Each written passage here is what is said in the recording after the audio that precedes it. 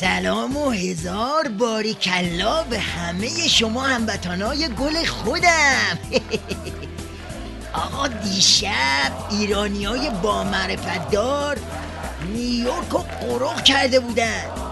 یه دوستی میگفت موشکا تو نیویورک چه خبر بود؟ هر کانالی رو میزدی توش تظاهرات ایرانیا بود. And live pictures there now. Protesters also made the past few days. They're angry Rouhani is even here. حقا که حال شیخ فری رو حسابی جا آوردید.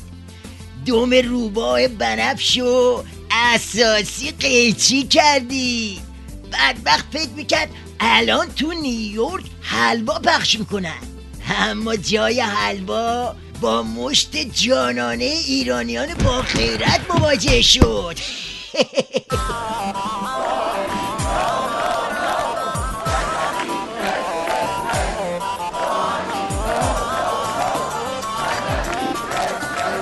خلاصه این که واقعا دست مریضا، همگی خسته نباشی. چی جان؟ من بندم اونجا بودم دیگه. اگه زیر پای مبارکتون رو نگاه میکردید موشکاف رو هم میدیدید. خیلی مخلصیم. خب حالا بریم سراغ شیخ فری و فک جنبونی مسخرش تو مجمع.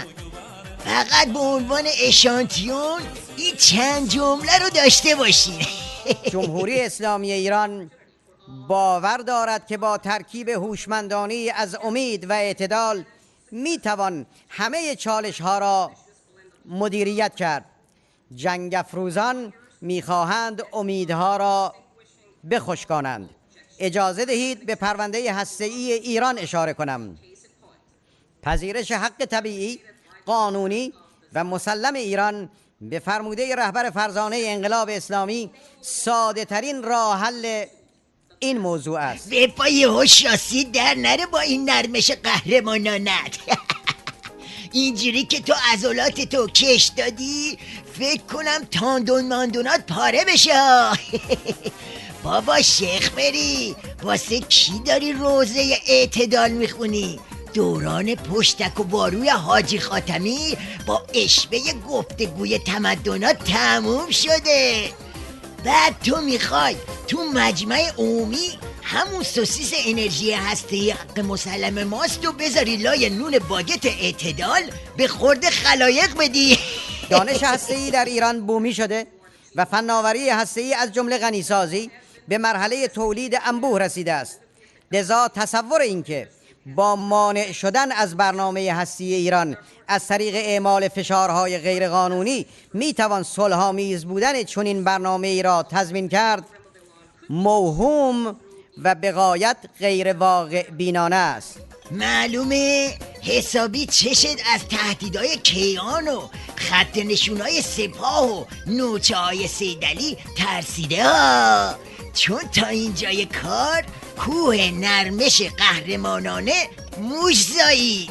شایدم اون جمله آخر گلپایگانی تو فرودگاه حساب کارو داده دستت ها؟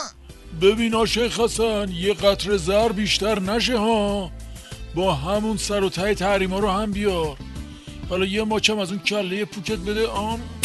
قربون حسنم برم من. در هر حال بنده موشکاف اینجا نشستم منتظرم ببینم در ادامه بالاخره کارت از تعارف تیکه پاره کردن و دیپلماسی غیر و غمزه به یه زهرخوری قهرمانانه اعتدال مالانه کوس پسندانه میکشه یا ته خط با اسپاسم ناشی از نرمش قهرمانانه برمیگردی. تا اینجای کار که فقط مشت تظاهرات ایرانیان با مرام و نوش جان کردی، باقیش باشه طلبت.